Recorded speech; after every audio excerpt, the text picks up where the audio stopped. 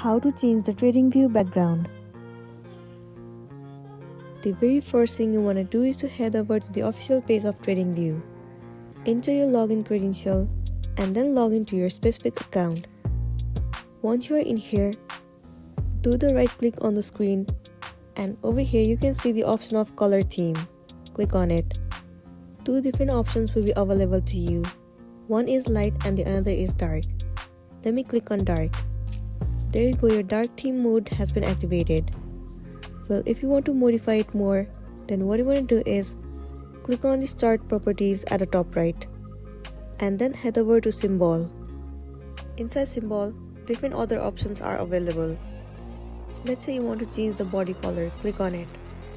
Tons of different color options will be available to you. You can choose any of the color from here.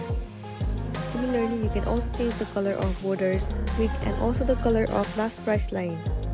You can also change the thickness of the line. Once you have selected the suitable color for you, click on OK at the bottom. The changes will take place in your TradingView. So that's it, and this is simply how you can change the background on TradingView.